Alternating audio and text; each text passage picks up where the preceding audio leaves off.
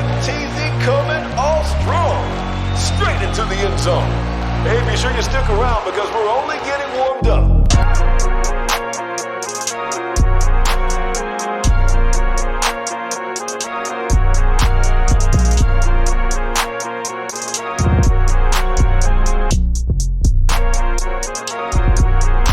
The owner of this car is a partner of Kevin Hart, and the car guys know that Kevin Hart just built a car that's called Micheal Myers.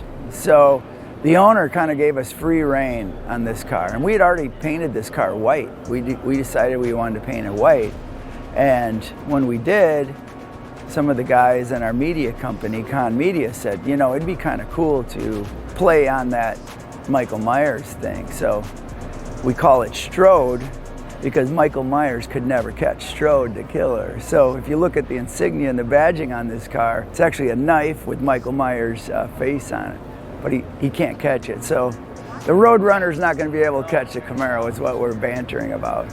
If we were gonna build a 69 Camaro, we wanted to completely redo it, right? We wanted to be like, this is what it should be today. And so we didn't try to piece things together. We didn't want it to look like, oh, we blew out a fender here, we did that. We just actually totally redesigned it, but still retained the grille, because for us, you don't mess with the grills and you don't mess with the back ends a lot of times with these muscle cars that are so iconic.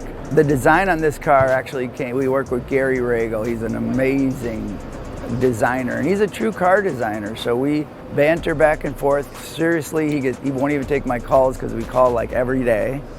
And we kind of wanted, you don't ever want to say you want to build the ultimate, but you try to, right? I mean, you don't want to say you did it at the end. You just try to take out, the 69 Camaro to me is probably the coolest Camaro. And so we took it and just started from scratch. We milled all the molds, but the big thing on this car is it's 3 inches wider in the front. The overall car length is the same. It's 5 inches wider in the rear, but it goes back to stock, basically, in the rear, and comes back to basically stock. We moved the wheelbase ahead 1.5 inches to stub the nose a little more than a regular 69 Camaro, just to more BMW. It's always kind of cool to stub the nose if you can. The roof, if you look at when the hood's closed, the roof or the hood comes up and the roof goes down, so it's kind of the same width. And every part of the car we massage. The only part of this car that you could fit off a 69 Camaro is the side glass.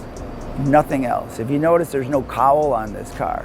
If you notice the header, it's probably twice as wide as a 69 Camaro. But we machined the grille, we machined all the molds to give it the effect of, that's a 69. And then you kind of go, what's different? Everything's different on this car. So, to ask what we've done, everything. Maybe the VIN we didn't change, and we didn't, but other than that, the car is one-off, down to the door hinges and everything. This whole car is carbon, but we didn't expose any carbon. There's only 2 things that are carbon on this car. The brake booster that are exposed, and the steering wheel. That's it. Even though this whole car is carbon, we're like, nah, we ain't exposing anything. So, if you even looking in the front bumper, the turn indicators, we printed are inside the bumper, very slight. You don't see them till they're on, basically, but it's kind of a nice touch. The rear taillights, if you look at them, every one of these lights in the back, the holes are machined, they all get smaller. We didn't leave anything out, even though they're the same size opening. The headlights, if you look at them, they're actually a Harley headlight. And if you notice this thing in a Harley, they have a Harley shield in them. So Ryan, one of the guys at home, took them home, put them in his oven to 450, popped off the glass, pulled out the Harley shield. We machined our own shield, painted our logo on that shield, put it back in, resealed the lights. And we really want people to do like an Easter egg hunt on. It's fun to watch people come back to the same vehicle. It's like, there's 8,000 cars here. How come we keep seeing the same people? It's fun when people really know the car, like they have one of these, and then they're going. It's just fun to watch their facial. They don't even have to say anything. The facial expressions they say it all.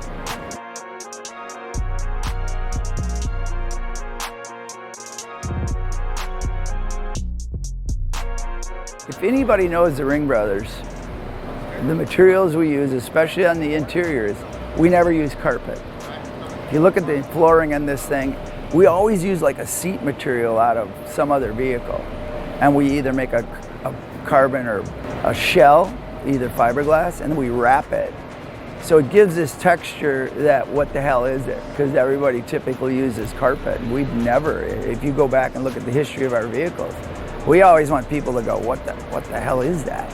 And I love when people want to touch things because they don't know what it is. And we really bring more of that into the inside of that. Like what's cool in this car, I think, is we made this subwoofer box and we hated it.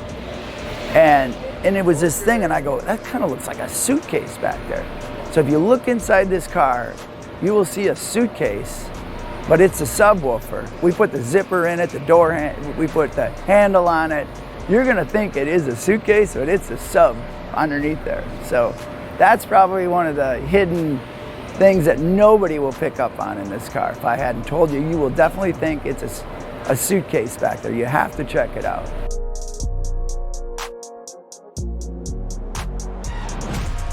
It's a solid axle. It's all Detroit speed stuff under this car, front and rear, that we tied together and caged the car and tried to make it nice and safe for the guy. We don't want anything bad happening if they do tear them up. We have a great engine builder in Wisconsin called Wagner Motorsports, and they're big in the LS community and just good friends. Used to know the old grumpy Carl Wagner. If anybody knows, they'll know what I'm talking about. But amazing guy. He actually died a couple years back, and he was wearing a Ring Brothers hat in his coffin. So pretty honored he's an icon. If anybody knows, he was part of the designing of the LS platform with GM, and he's just an icon. We were lucky enough to have him in our state, and you know, there's nothing better than to have somebody there if you ever have troubles or whatever, and KC now is amazing. So it's got one of their motors with a 2.9 Whipple on it. We actually backed this thing off like 25% because Jim was tuning it with the tuner, another guy, Gary. And you can't give these cars to these people. You know, everybody wants to say they got 16, 18, 25. It's like, come on. These people that get in these cars are like me, can't drive worth a crap. So we backed it off, and if he ever wants more, I mean, it's capable of 1,000. It's probably at 7 now.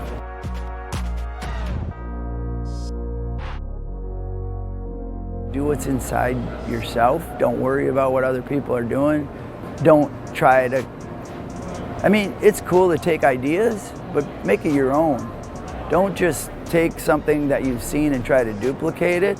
Just do what's in you, because there's a lot of people more talented than the Ring Brothers, and you know, we have an amazing crew that we feel the best because they are creative, but we don't stop anybody from doing what's in them, and we don't try to say, oh, we want it to look like, oh, look at what they did. We just encourage our team to just do what comes out of you, and if more than one in the shop say it looks like crap, then we rip it out, and don't be afraid to start over.